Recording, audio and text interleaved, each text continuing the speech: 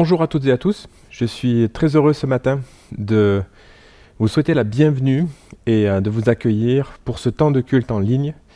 Voilà, que le nom du Seigneur Jésus soit béni. J'espère que vous avez passé une belle semaine et qu'aujourd'hui vos cœurs sont à nouveau disposés à louer le Seigneur et à vivre ce temps de bénédiction, je le crois, dans la communion fraternelle. Encore une fois, je sais que je le dis chaque dimanche, mais le fait que nous ne soyons pas présents les uns avec les autres de façon exceptionnelle n'empêchera pas Dieu de nous bénir, n'empêchera pas le Saint-Esprit d'agir dans nos cœurs. Nous en avons la conviction qu'à son nom soit vraiment toute la gloire. Dans quelques instants, je vais laisser la place à Pierre et Fiona pour ce temps de louange et de prière. Ensuite, nous allons aborder une nouvelle petite série de messages qui concerne, que j'ai intitulé « Disciples, suivre Jésus et servir son Église ». Je crois, bien aimé, qu'un des principaux défis que rencontre l'Église du Seigneur Jésus aujourd'hui est un des principaux défis qui va être devant elle dans l'avenir assez proche, c'est vraiment l'investissement de chacun de ses membres. C'est l'engagement, c'est le service. C'est pas simplement l'engagement en disant je viens, je m'assois à l'église et je participe au culte. Non, c'est qu'est-ce que je peux faire en tant que disciple du Seigneur Jésus pour que mon église rayonne, qu'elle brille, qu'elle marche sur ses deux jambes et qu'elle puisse remplir sa vocation céleste, celle que le Seigneur Jésus lui a adressée.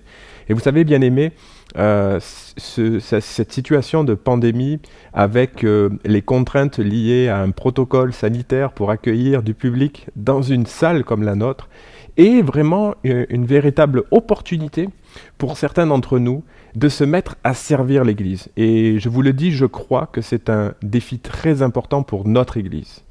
Le service, la motivation de chacun de ses membres à prendre un peu de son temps pour pouvoir le mettre à disposition de ses frères et sœurs dans le cadre d'un service.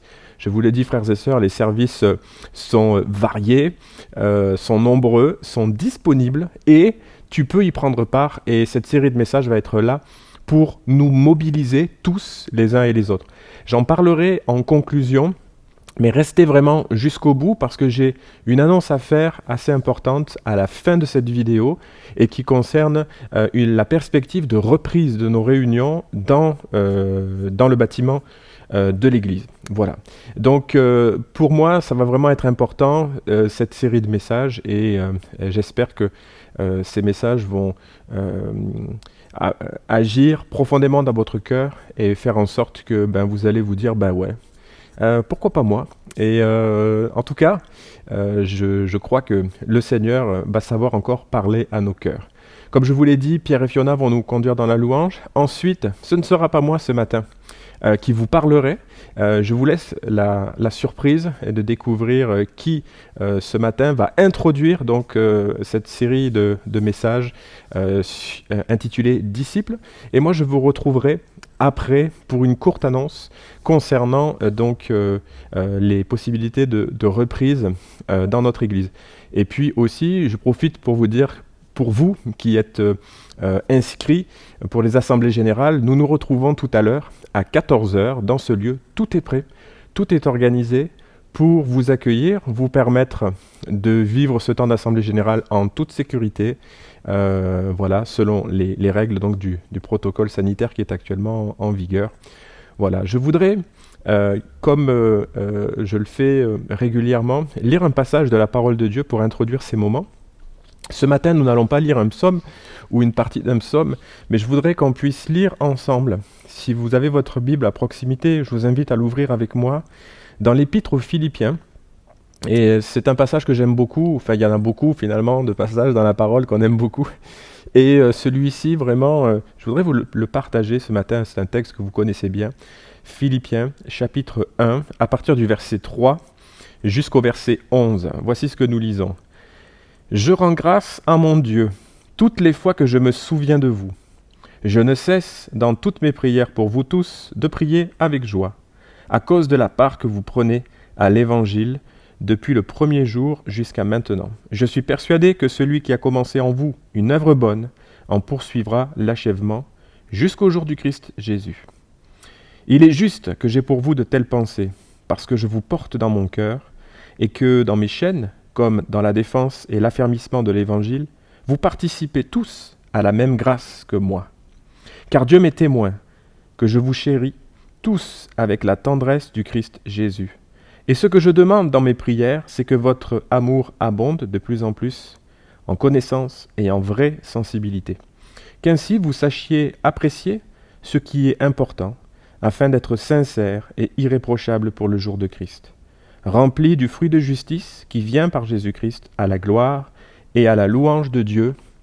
Amen.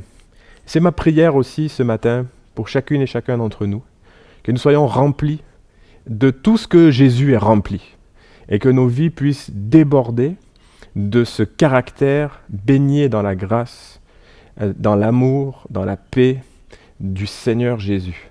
C'est ma prière et c'est mon désir pour vous tous et pour vous toutes ce matin. Je veux vraiment vous inviter à déverser vos cœurs dans sa présence et à vous laisser, j'allais dire, prendre en charge par le Seigneur Jésus. J'aime bien cette pensée que Jésus nous prend en charge et nous amène quelque part.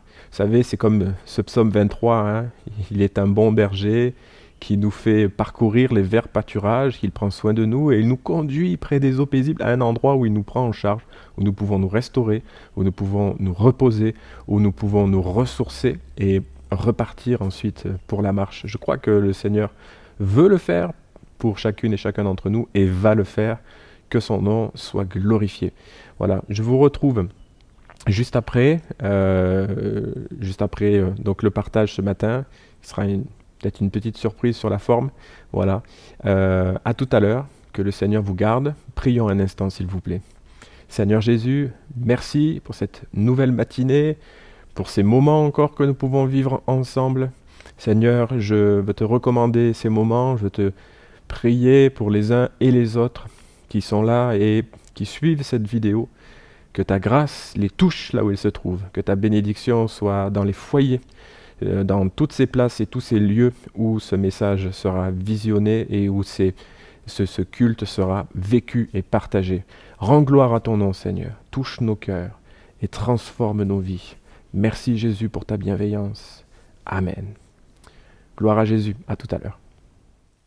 Bonjour à tous. Bonjour. Nous sommes heureux d'avoir retrouvé cette église un peu vide, un peu nostalgique de voir ces chaises qui ne sont pas remplies. Ouais. Nous avons hâte de vous retrouver, passer des bons moments tous ensemble. Nous allons passer un bon moment dans la présence du Seigneur ce matin. Amen. Et tout de suite, nous allons commencer.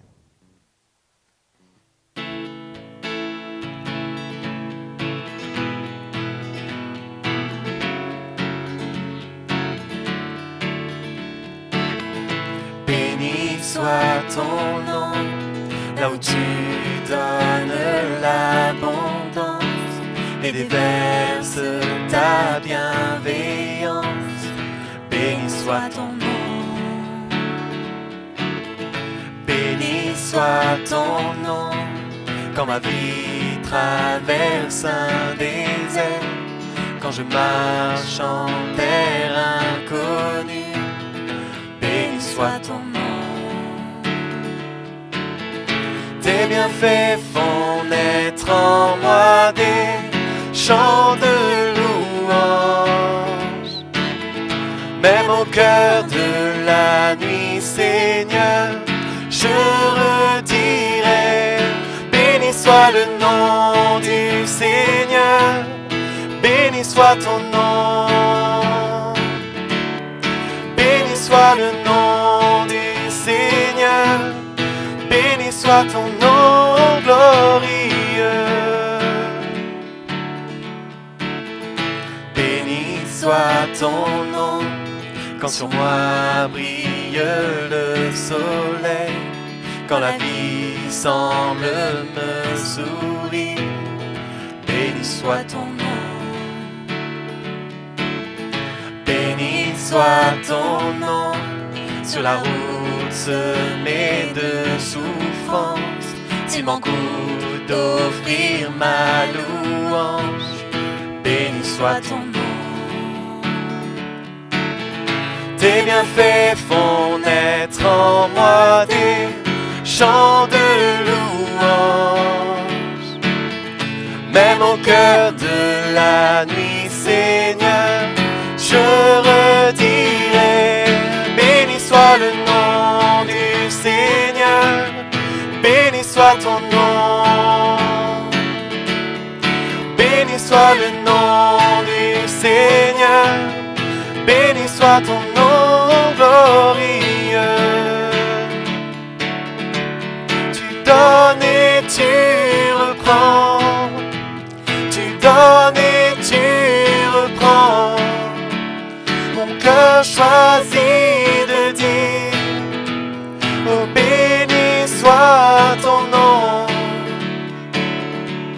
Tu donnes et tu reprends, tu donnes et tu reprends. Mon cœur choisit de dire, oh béni soit ton nom. Béni soit le nom du Seigneur, béni soit ton nom. Béni soit le nom du Seigneur, béni soit ton nom glorieux.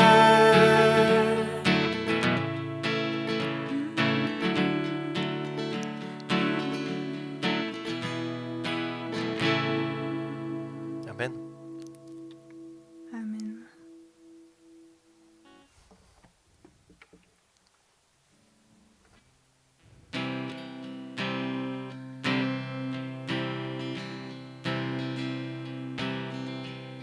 Si la lune me glace et le soleil me menace, Créateur des étoiles, mon secours est en toi. Si mes larmes ruissellent et que mon pas chancelle, Créateur de la terre, mon secours est en toi. Je lève les yeux vers les hauts sommets. Toi seul est mon Dieu, je proclamerai. Toi seul est ma force, toi seul me restaure. Mon secours est en toi. Toujours tu me portes, jamais tu ne dors. Mon secours est en toi. Si la peur m'envahit, Si la peur m'envahit et mon âme chavire, Créateur de la vie, mon secours est en toi. si la peur m'envahit, Si la peur m'envahit et mon âme chavire, Créateur de la vie, mon secours est en toi. Je lève les yeux vers les hauts sommets. Toi seul est mon Dieu, je proclamerai. Toi seul est ma force, toi seul me restaure. Mon secours est en toi.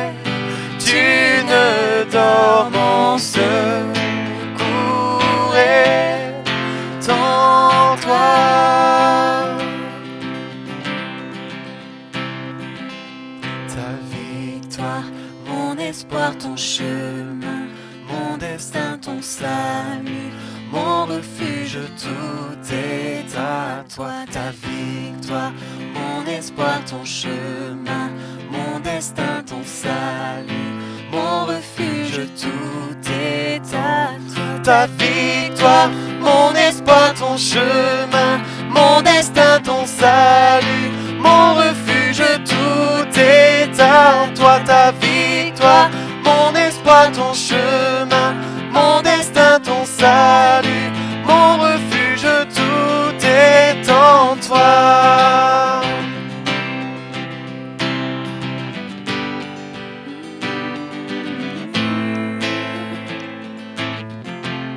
Mon secours est en toi. Amen.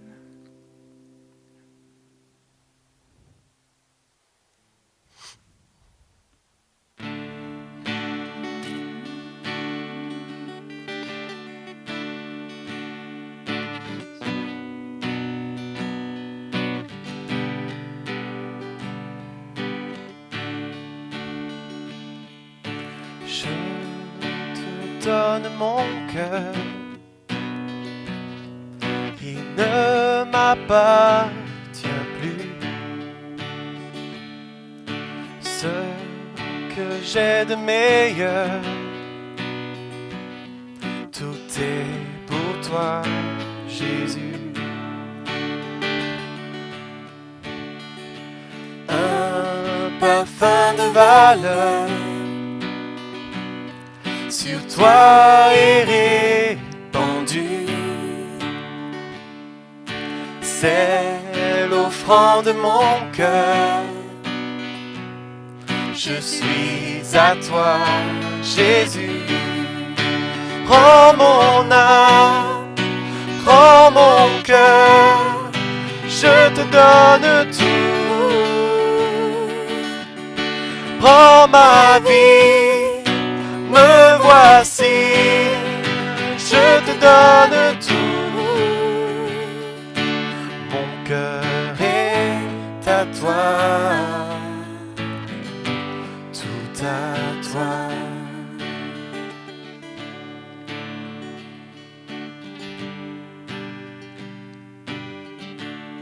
Prenons un temps pour louer le Seigneur.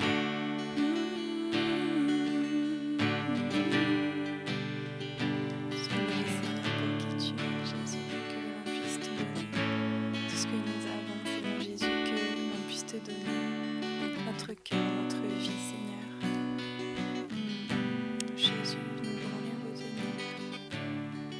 Nous voulons tout te donner, Seigneur Jésus.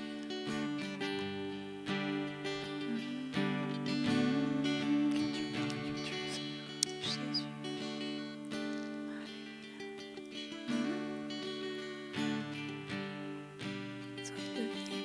Sois élevé, Jésus.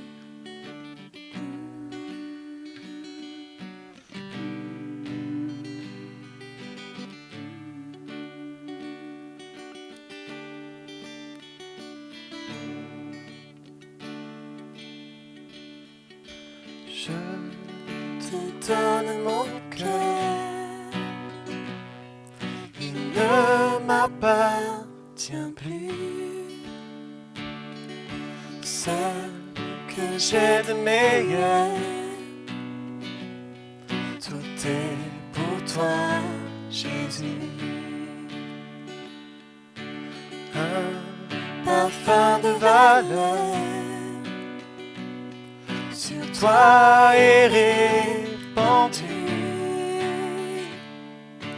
C'est l'offrande de mon cœur. Je suis à toi, Jésus. Prends mon âme, prends mon cœur, je te donne tout. Prends ma vie, me voici, je te donne tout. Mon cœur est à toi, tout à toi. Amen. Amen. Bonjour à tous, je suis très heureuse d'être avec vous ce matin, très honorée. C'est une première pour moi que de me retrouver devant l'église. D'habitude, je suis avec les enfants seulement. En fait, je vais partager avec vous ce que j'ai partagé aux enfants tout ce mois de juin. La thématique, c'était héros. Être un héros pour Dieu, être un héros de la foi. Et donc, j'ai raconté, et je raconte encore parce que ce n'est pas tout à fait terminé, des histoires de la Bible où ce sont des enfants qui ont été des héros de la foi. Et en fait, le but de cette série, c'est de montrer qu'un héros de la foi, c'est un disciple, c'est un serviteur. J'en veux pour preuve les paroles de Jésus dans Marc, quand il a dit « Laissez venir à moi les petits-enfants, car le royaume des cieux est pour ceux qui leur ressemblent. » Et d'ailleurs, c'est mon premier point. Donc, il y aura 6 points ce matin. Je vais vous parler de 6 caractéristiques du disciple. Et je commence tout de suite avec la lecture dans Marc 10, du verset 13 à 16. Des gens amenèrent à Jésus de petits enfants pour qu'il pose les mains sur eux, mais les disciples leur firent des reproches. Jésus le vit et s'en indigna. « Laissez donc les petits enfants venir à moi. Ne les en empêchez pas, car le royaume de Dieu appartient à ceux qui leur ressemblent. Vraiment, je vous l'assure, celui qui ne reçoit pas le royaume de Dieu comme un petit enfant n'y entrera pas. » Là-dessus, il prit les enfants dans ses bras, posa les mains sur eux et les bénit. Alors pour les enfants, du coup, c'est plus facile à comprendre. Mais nous, les adultes, on doit avoir un cœur d'enfant pour accepter l'évangile, pour recevoir la foi. Tu veux être un disciple de Jésus, tu veux entrer dans le royaume de Dieu, alors il faut ressembler à un enfant. Et on le voit à de nombreuses reprises dans la Bible, notamment dans les évangiles, dans les discours de Jésus. Le plus grand aux yeux de Dieu, ce n'est pas le plus fort, ce n'est pas le roi, ce n'est pas celui qui est servi, mais c'est celui qui sert, et humblement. En fait, le disciple est un serviteur. Je vais lire également dans Marc 9, 35. C'était à la même page. Si Jésus s'assit, appela les 12 et leur dit : « Si quelqu'un désire être le premier, qu'il se fasse le dernier de tous et le serviteur de tous. » Comme Jésus l'a fait. Jésus a été le serviteur de tous et on l'a rappelé ces temps derniers, notamment quand il avait lavé les pieds de ses disciples. Jésus a montré l'exemple. Pour suivre Jésus comme un disciple, il ne faut pas forcément chercher à faire des choses extraordinaires ou à être le plus fort, à se mettre en avant, à se vanter, à montrer toute sa spiritualité. Non, au contraire, il faut se montrer humble, petit, comme un enfant, reconnaître que l'on ne sait pas tout, reconnaître que l'on a besoin de la grâce de Dieu, avoir un cœur d'enfant, avoir la bonne attitude. Jésus a dit à ses disciples également dans Jean 15, 5, « Sans moi, vous ne pouvez rien faire. » Et le disciple comprend ça. Le disciple comprend que sans son maître, il ne peut rien faire. Il faut donc reconnaître qu'on est le disciple et pas le maître. Le serviteur dépend de son maître. Il peut tout quand le maître est aux commandes. Et le verset qu'on a appris avec les enfants se trouve dans Philippiens 4, 13. « Je peux tout par celui qui me fortifie. » Et on l'a rappelé avec les enfants et on l'a chanté aussi. « Je peux tout par celui qui me fortifie. » Donc ce n'est pas par mes propres forces, ce n'est pas parce que moi je suis fort, mais c'est parce que Christ qui vit en moi est fort. Et alors parce que je suis le disciple de Christ, alors ma vie est victorieuse. Ça c'était le premier point, donc le disciple est avant tout un serviteur. Deuxième point, le disciple doit connaître les enseignements de son maître. Un disciple non seulement doit connaître son maître, mais il doit connaître ses enseignements. Comment faire ? C'est assez simple, je l'ai expliqué aux enfants. Il faut lire la parole de Dieu, la Bible, et, parce que ça va avec, la mettre en pratique. Il ne faut pas juste la lire, il faut la mettre en pratique.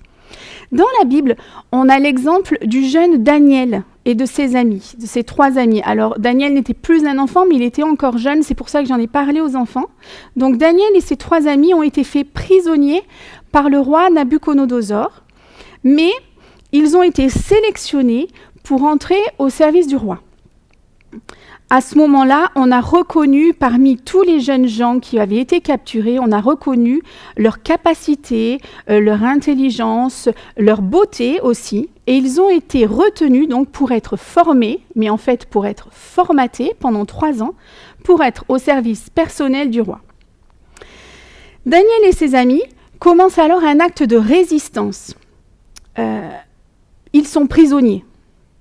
Mais pour autant, ils ne veulent pas vivre de compromis avec leur foi. Pour Daniel, son maître, ce n'est pas le roi Nabuchodonosor. Son maître reste Dieu.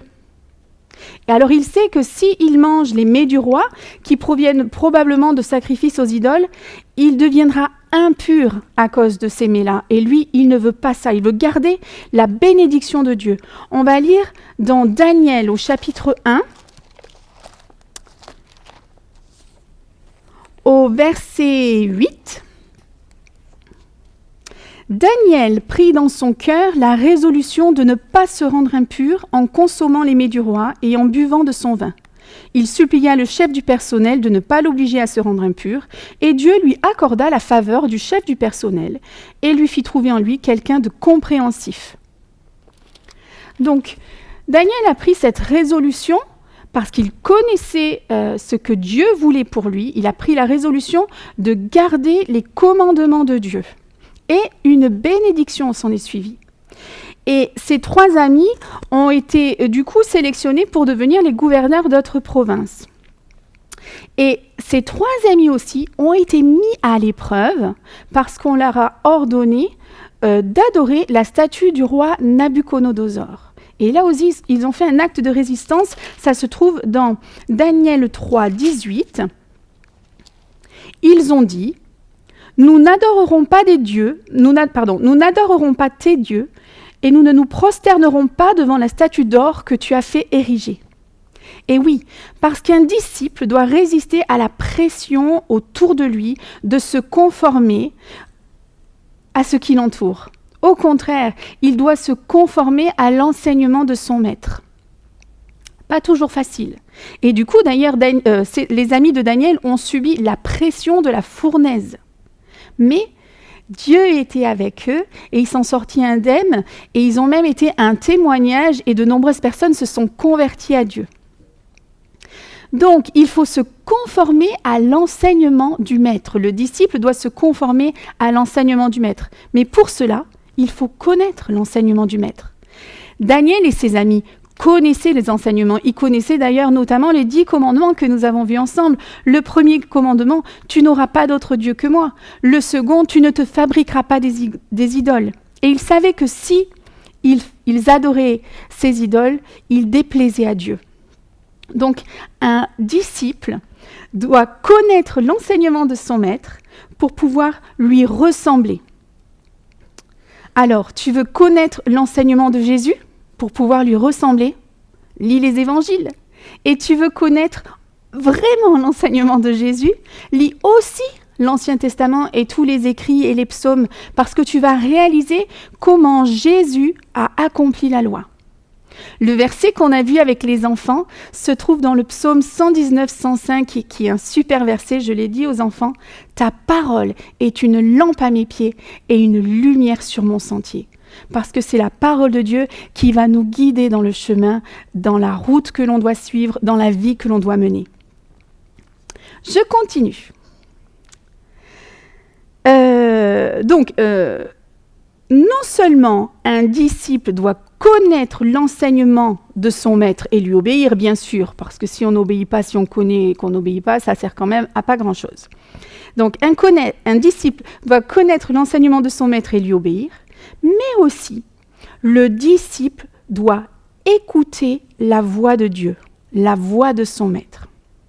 On connaît ce fameux verset dans 1 Samuel 3,10, « Parle, car ton serviteur écoute. » Et on voit tout de suite la corrélation entre le disciple et le serviteur. Pour ceux qui ne connaissent pas l'histoire, les enfants la connaissent maintenant. Samuel était un enfant miracle. Sa mère ne pouvait pas avoir d'enfant, mais suite à la prière, suite au désespoir, à sa prière fervente et la foi en Dieu, que Dieu pouvait faire quelque chose pour elle, elle a eu cet enfant.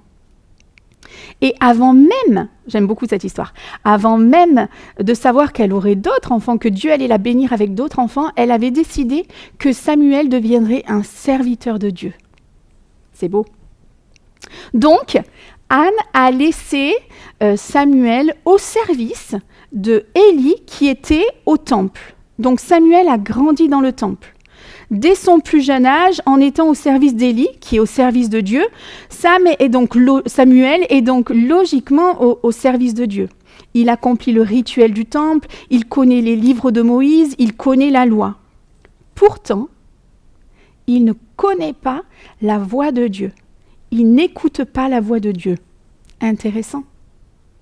On peut tout savoir de la Bible, que ce soit du point de vue historique, que ce soit du point de vue doctrinal. On peut avoir des grandes... oui, on peut tout savoir de la Bible. Et pourtant, on ne sait pas quand Dieu nous parle, parce que l'on ne connaît pas la voix de Dieu. Dans la nuit, quand Dieu appelle Samuel par son prénom, parce que Dieu, lui, nous connaît, par 3 fois, Samuel pense que c'est Élie qui l'appelle, alors il va au chevet d'Élie. Et Élie, au bout d'un moment aussi, parce que ça aurait pu être une hallucination, je ne sais pas, un rêve, Élie comprend que c'est Dieu qui parle à Samuel. Alors, il lui dit à Samuel de dire « Parle l'Éternel, car ton serviteur écoute ». Et c'est au moment, et c'est ce que Samuel fait. Et à partir de là, Samuel connaît personnellement la voix de Dieu et du coup, il peut lui obéir directement. Il écoute et obéit à la voix de Dieu. On va faire une lecture qui se trouve dans 1 Samuel au chapitre 3, que j'ai lu avec les enfants aussi. 1 Samuel chapitre 3, verset 19. Samuel grandissait et l'Éternel était avec lui et ne laissait aucune de ses paroles rester sans effet. Si bien que tout Israël, depuis Dan jusqu'à Beersheba, reconnut que Samuel était vraiment un prophète de l'Éternel. Non seulement Samuel connaissait les enseignements de son maître, puisqu'il était au service de son maître, mais aussi il connaissait la voix de Dieu. Comme Daniel qui connaissait les enseignements, Samuel connaît la voix de Dieu. Il y a une légère subtilité. Dans les 2 cas, c'est la parole de Dieu. Mais connaître la Bible, comme je l'ai dit tout à l'heure, simplement théoriquement ou seulement des connaissances, sans arriver à distinguer la voix de Dieu quand Dieu nous parle à nous directement, c'est quand même dommage. Il faut apprendre à écouter la voix de Dieu. Comment on apprend à écouter la voix de Dieu ? Bien sûr quand on lit la Bible, bien sûr quand on prie, bien sûr dans un moment de louange et de chant, bien sûr quand on écoute une prédication. Mais surtout, il faut prendre du temps pour se taire et écouter. Et attendre de recevoir une parole de Dieu qui vient directement sur notre vie et sur notre cœur. Parfois, cette parole, on la cherche. Ça nous est tous arrivé de faire un temps de prière spécifique, un temps de jeûne et prière, parce qu'on a des questions à poser à Dieu, parce qu'on a des décisions à prendre, et on prend le temps. Et très souvent, on ne prend pas le temps. Parfois aussi, la voix de Dieu peut venir sans préavis, comme une conviction sur notre cœur. Elle peut venir aussi sans préavis comme un verset qui nous revient. Et on sait que c'est Dieu qui nous le rappelle. Parfois, c'est une parole de quelqu'un et là, on sait que c'est Dieu qui nous parle. Parfois, c'est une prophétie et là, ça vient toucher notre cœur et on sait que c'est Dieu qui nous parle. Mais il faut apprendre à reconnaître que c'est Dieu qui nous parle. Il ne faut pas se laisser influencer par les voix des hommes, et notamment en ce moment, avec tout ce qu'on peut voir, entendre sur les réseaux sociaux, tout ne vient pas de Dieu. Ce qui vient de Dieu doit être aussi conforme à sa parole. Et elle vient nous parler et nous transpercer. Ce n'est pas toujours comme avec Moïse, quand il a reçu les 10 commandements avec les tonnerres, les éclairs. Là, forcément, c'était grandiose. Et la voix de Dieu, c'était clair et net. Bien souvent, c'est une paix au fond de notre cœur. C'est un murmure. C'est quelque chose d'intérieur. Et on sait que c'est la voix de Dieu. Ce n'est pas non plus toujours après une prophétie ou l'imposition des mains. Ça peut l'être. C'est souvent dans le secret où Dieu nous parle à nous personnellement et on sait que c'est la voix de Dieu. Alors il faut être attentif pour reconnaître cette voix. Il faut être attentif pour écouter la voix de Dieu et lui obéir. Il faut parfois ne pas aller trop vite. Ça, c'est un petit peu un problème pour moi. Ne pas aller trop vite, prendre le temps. Et quand tu connais la voix de Dieu, c'est que tu es un disciple proche de ton maître. Parce que Dieu n'est pas toujours en train de hurler comme avec Moïse sur la montagne. Très souvent, Dieu nous parle doucement au creux de notre oreille à nous. Donc, non seulement le disciple connaît les enseignements, mais il connaît la voix de Dieu et il écoute la voix de Dieu. Mon 4e point, ma 4e caractéristique du disciple, est que le disciple met au service du maître ce qu'il a à sa disposition, ses moyens. J'aime beaucoup l'histoire des 5 pains et des 2 poissons. Dieu m'a souvent parlé avec cette histoire des 5 pains et des 2 poissons. Et encore cette semaine, je venais de dire à Thomas, est-ce que c'est vraiment moi qui vais partager à l'église ce que je raconte aussi, ce que je partage aux enfants? Et pour le coup, je suis tombée sur une vidéo où, mais juste vraiment 5 minutes après, où le pasteur et sa femme partageaient, elle disait, je viens avec mes 5 pains et mes 2 poissons. Alors ce matin, je suis là humblement devant vous avec mes 5 pains, mes 2 poissons et je m'identifie à ce jeune garçon.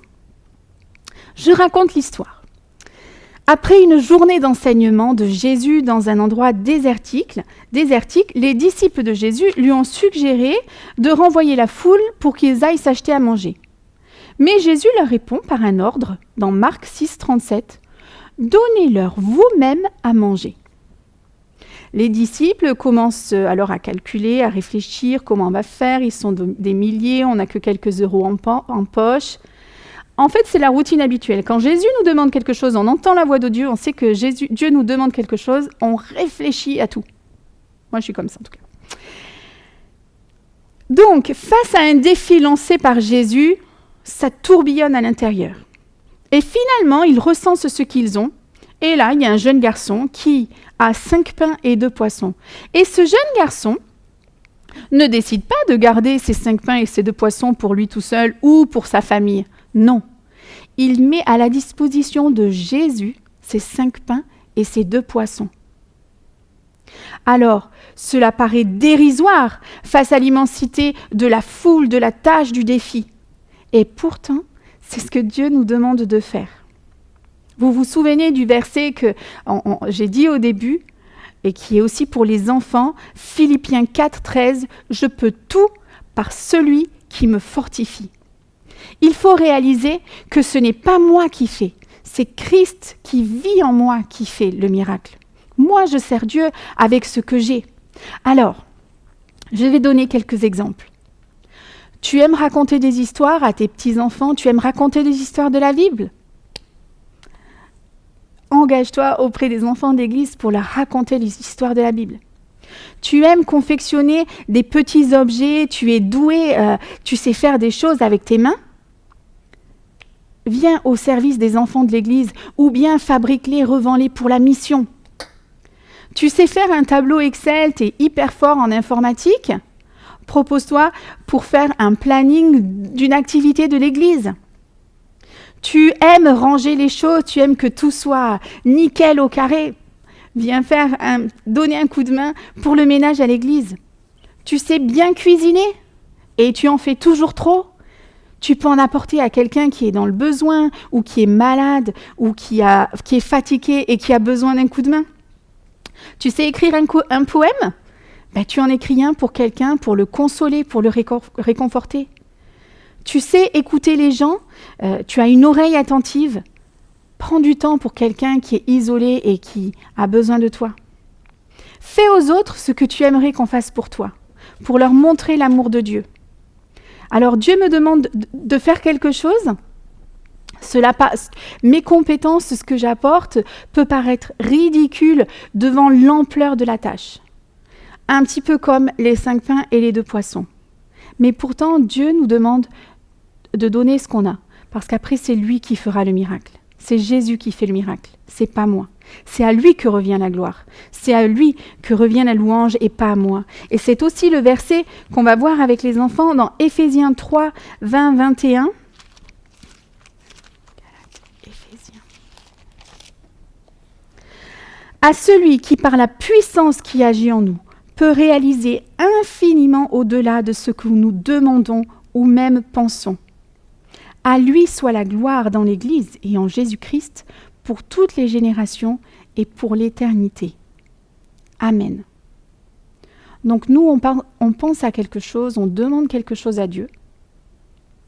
Et Dieu, il veut pouvoir réaliser un miracle à travers nous, à travers ce qu'on va mettre à sa disposition.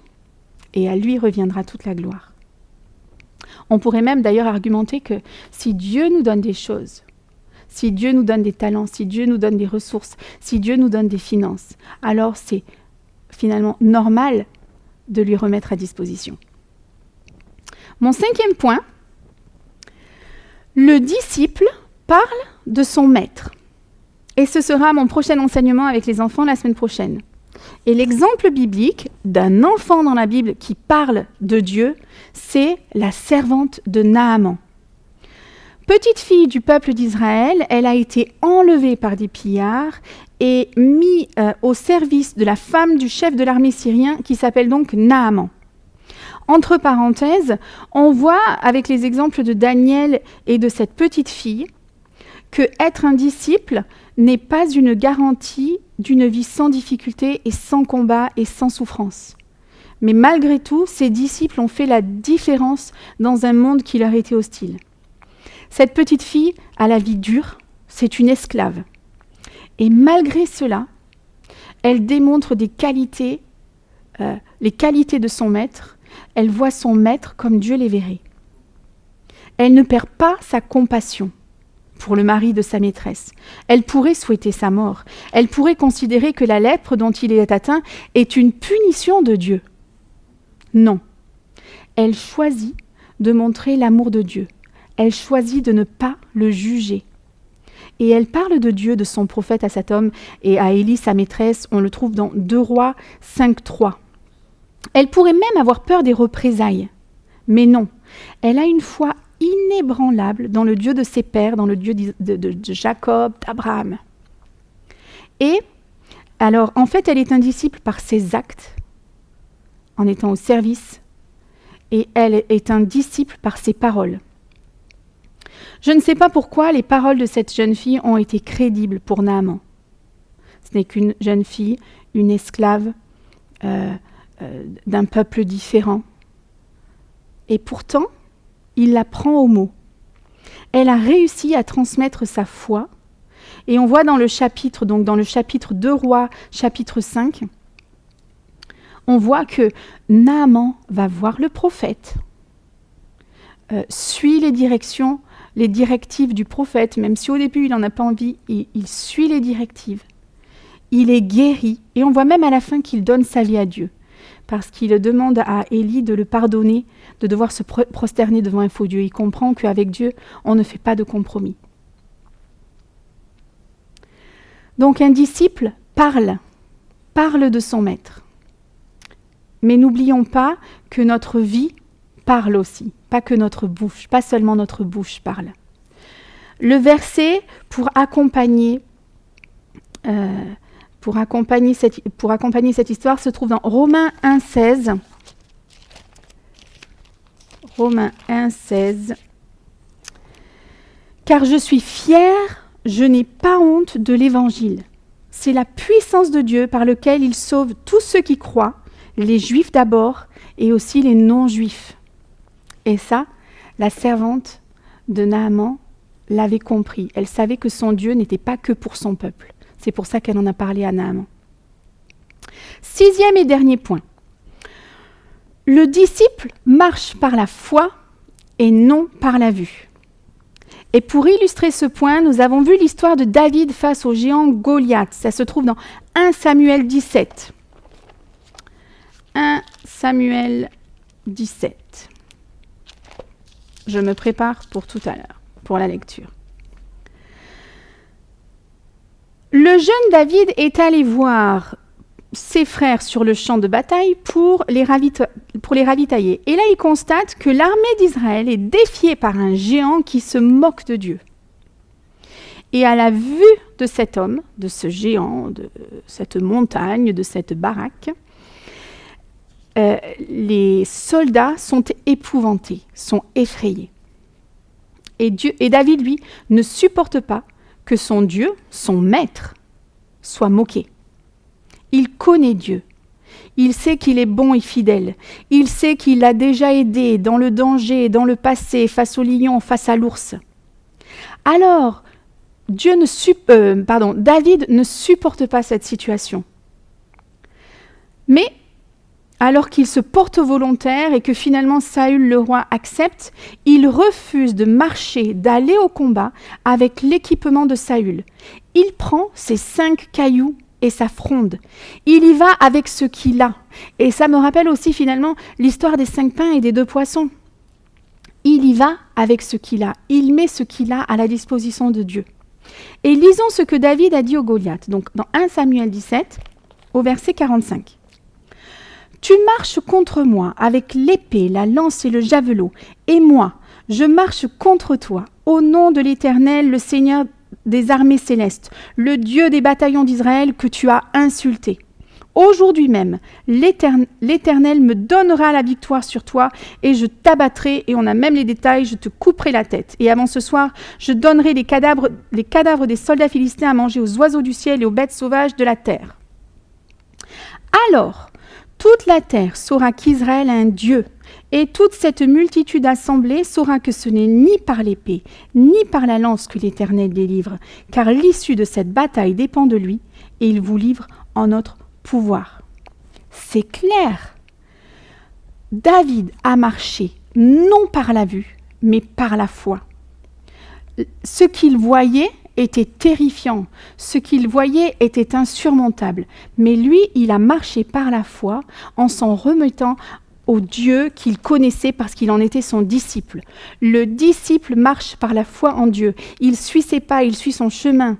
Il fait comme son maître. Et le verset que l'on a appris avec les enfants se trouve dans 2 Corinthiens 5 à 7. « Nous marchons par la foi et non par la vue. » Alors, je vais récapituler les 6 points. Pour les enfants, j'ai dit pour être un héros pour Jésus. En fait, un héros pour Jésus, c'est être un disciple de Jésus. Premier point, le disciple ne cherche pas à être le premier. Le disciple est un serviteur. Deuxième point, le disciple connaît les enseignements de son maître et lui obéit. Troisième point, le disciple écoute la voix de son maître. Il connaît la voix de son maître et lui obéit. Quatrième point, le disciple met ce qu'il a à la disposition de son maître. Le disciple parle de son maître. Le disciple marche par la foi et non par la vue. Alors, je vous engage à réfléchir à où vous en êtes dans votre marche de disciple et comment progresser dans votre vie de disciple. Peut-être vous avez besoin de plus d'enseignement. Peut-être vous avez besoin de plus d'écoute de la voix de Dieu. Peut-être que vous avez besoin de marcher par la foi davantage et non par la vue. Peut-être avez-vous besoin de vous mettre activement au service. Peut-être avez-vous besoin d'humilité pour être un serviteur. Pour terminer, je prierai quand même avant, je répète le verset clé qui est dans Philippiens 4, 13. « Je peux tout par celui qui me fortifie. Je peux tout par celui qui me fortifie. Seigneur, je te bénis et je te rends grâce. Je veux marcher à ta suite comme un serviteur. Je veux te connaître. Je veux connaître ta voix, Seigneur. Je te prie de m'aider à savoir où j'ai besoin de progresser dans ma marche de disciple avec toi, Seigneur. Je m'en remets à toi. Je suis heureuse d'être ton disciple parce que je sais que tout ce que tu as fait dans le passé, je sais comment tu m'as aidé, je connais ta fidélité, Seigneur. Alors je veux continuer le chemin avec toi et je veux progresser avec toi. Seigneur, merci parce que tu veux qu'on soit des enfants devant toi. Tu ne t'attends pas à avoir des personnes qui savent tout, des personnes incroyables. Non, Seigneur, tu nous prends comme on est et tu veux nous prendre dès notre plus jeune âge. Merci Jésus pour toutes tes grâces et tes bontés. Amen. À bientôt tout le monde et soyez bénis. Merci Seigneur pour ce temps de partage de Sandra. Merci au Seigneur à ce qu'il a mis sur le cœur de Sandra et qu'elle nous a partagé ce matin. Ça faisait déjà un certain temps que, elle se faisait beaucoup de bien en partageant ces choses aux enfants, comme elle a pu vous l'expliquer, et elle avait à cœur de le partager à l'église. Donc cette thématique pour les enfants était intitulée Héros, les héros de la foi, comme vous voulez. Et c'est vraiment une illustration de la vie d'un disciple en fait. Et on a pu voir là à travers ça quelques caractéristiques du disciple du Seigneur Jésus. On poursuivra la semaine prochaine et encore pendant quelques semaines sur cette thématique disciple, suivre Jésus et servir son Église. Que le nom du Seigneur soit glorifié. Alors, quelques annonces qui concernent ce projet de reprise des réunions à l'Église.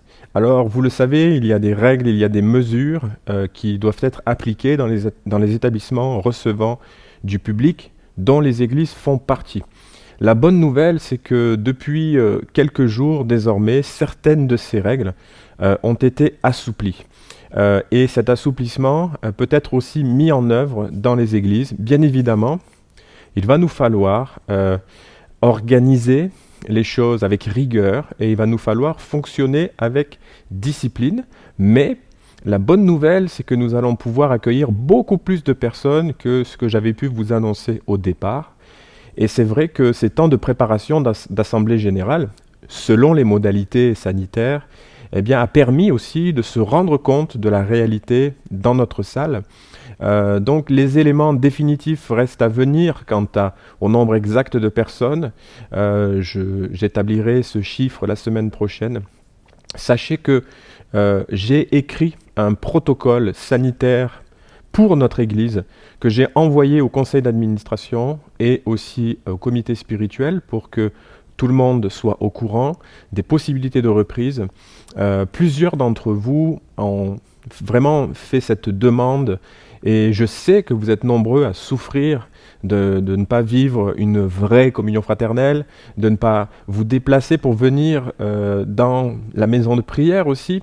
Je sais que c'est une frustration pour beaucoup, mais j'avais dit que jusqu'au 10 juillet, il n'y aurait pas plus de réunions, étant donné la situation donc, d'état d'urgence sanitaire. Donc voici la proposition que je vous fais. Je propose que nous reprenions les cultes dans un premier temps, en tout cas le culte dans un premier temps, à partir du dimanche 12 juillet. Alors, des consignes et des modalités vous seront données parce que bien évidemment, le culte reprendra sur inscription et dans le respect, le strict respect des consignes sanitaires. Et je compte sur la discipline de chacune et chacun d'entre vous qui vous inscrirez pour participer.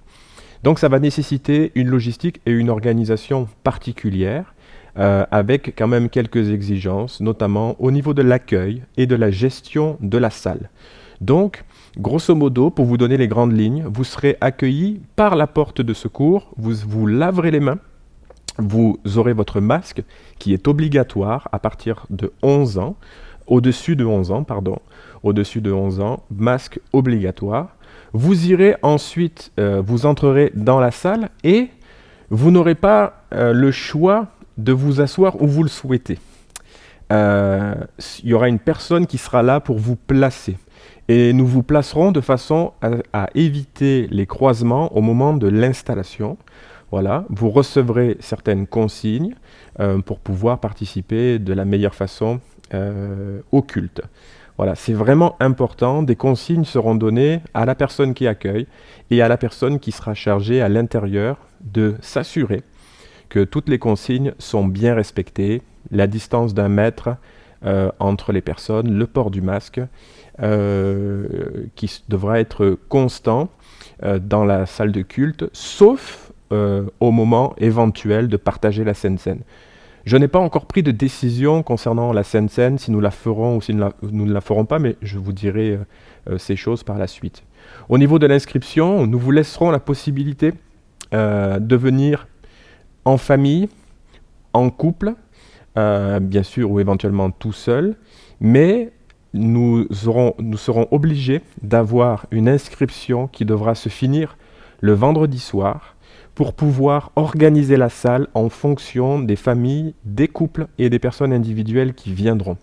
Donc il y aura un nombre limité de personnes et en fonction des inscriptions, eh bien, nous pourrons confirmer ou pas le nombre de personnes qui sera conforme à ce qui est attendu. Voilà. Alors vous verrez, lorsque vous allez arriver, il y a un chemin pour entrer et vous verrez donc qu'il y a un chemin pour sortir. Vous n'entrerez pas par la porte d'entrée habituelle, vous entrerez par la porte de secours et vous sortirez par la porte d'entrée.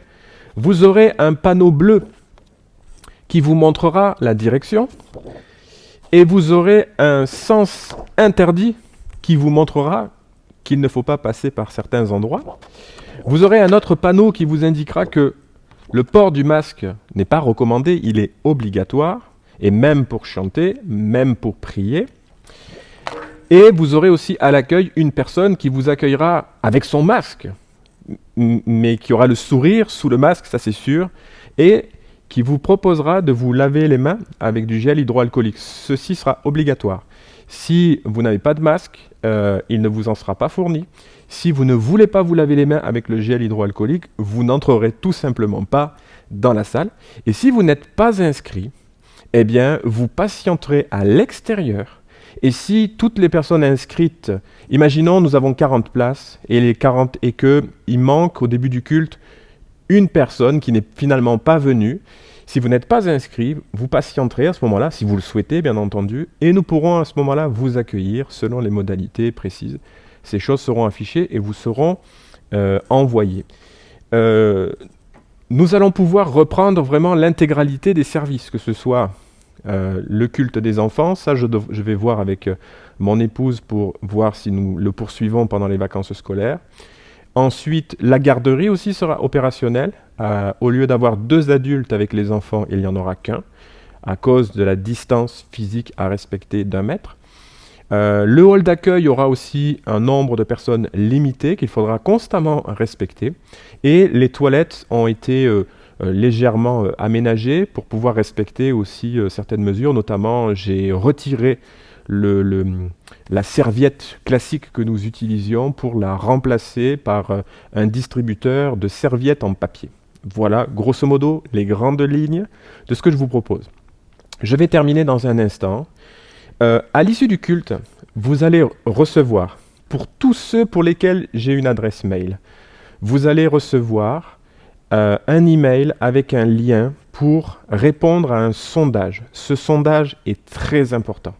Je voudrais vous demander, s'il vous plaît, de le remplir dans les 48 heures, dans les 2 jours qui suivent. Ça va vous prendre même pas 2 minutes. Vous cliquez sur le lien, ça ouvre une page internet, et là vous avez 5 questions qui sont très simples. Il y en a 3, vous devez répondre par oui ou par non. Voilà. Et notamment, ce sondage va me servir à évaluer, sondage qui est bien sûr complètement anonyme, je vous l'assure, faites-moi confiance. Ce sondage va me permettre de savoir le nombre de personnes qui voudraient revenir. Voilà. Si on peut accueillir 40 personnes et que j'ai que 10 personnes qui veulent venir, Bon, est-ce que c'est judicieux de réouvrir l'église?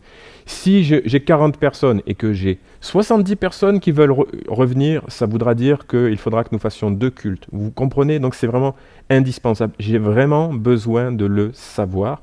Et également, la deuxième question sera, est-ce que vous êtes, vous qui voulez revenir, ou pas, peu importe, est-ce que vous êtes prêt à vous investir pour permettre le fonctionnement normal des réunions? Voilà. Donc et puis vous verrez l'ensemble de ce sondage, mais je vous demande s'il vous plaît de le faire. C'est vraiment très très simple. Vous cliquez, ça vous ouvre la page, vous répondez en faisant vos choix, et ensuite vous appuyez sur valider et votre réponse sera enregistrée.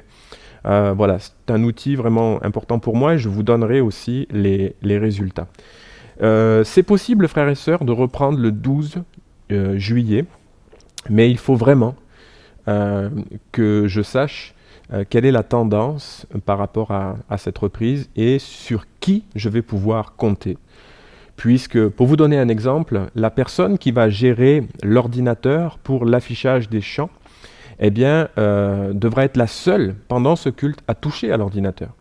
On ne pourra pas envisager qu'il y ait quelqu'un d'autre qui y touche. Donc, si cette personne veut servir dans ce domaine, il faudra qu'elle fasse le nécessaire pour tout préparer, arriver à l'avance, tout préparer, et ensuite faire son service pendant le culte. La même chose pour la sono, la même chose aussi pour tout le reste. Les choses sont un petit peu plus différentes pour celles et ceux qui officient sur l'estrade. Voilà. Comme il y aura 3 mètres d'écart entre la première rangée de chaises et les personnes qui seront sur l'estrade, nous ne porterons pas de masque.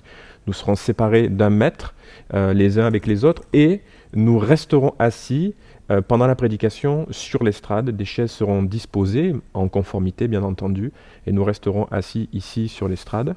Voilà. J'en ai terminé parce que c'est déjà suffisamment long et je vous remercie vraiment de m'avoir écouté. Et ce matin, pour vous remercier et pour vous bénir, parce que je crois que ça va vous bénir et ça va vous faire beaucoup de bien. Vous vous souvenez de ce beau cantique que l'on avait pris déjà l'année dernière, qu'on avait pris pour la première fois, qui s'intitule « Rien de plus ». Eh bien, je voudrais vous offrir un clip vidéo de ce beau cantique, à nouveau fait par Christian Frappier, pour conclure ces moments.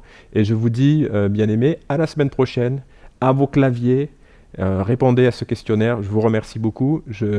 Vraiment, je compte sur vous. Que le Seigneur vous garde et vous bénisse pendant toute cette semaine. À très bientôt. Quand le soleil se lève, quand le soleil se lève, qu'il n'y ait sur mes lèvres que mon Jésus, oh Jésus, oh Jésus, ne m'offrez rien de plus que mon Jésus.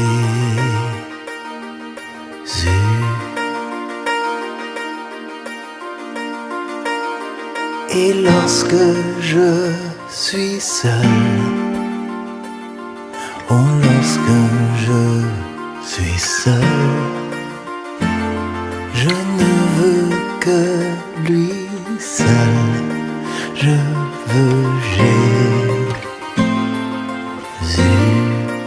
oh Jésus, oh Jésus, ne m'offrez rien de plus que mon Jésus.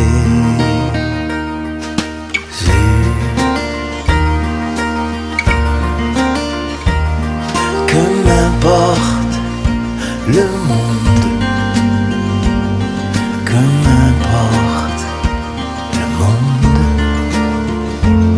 ses richesses sans nombre, je veux Jésus, oh Jésus, oh Jésus.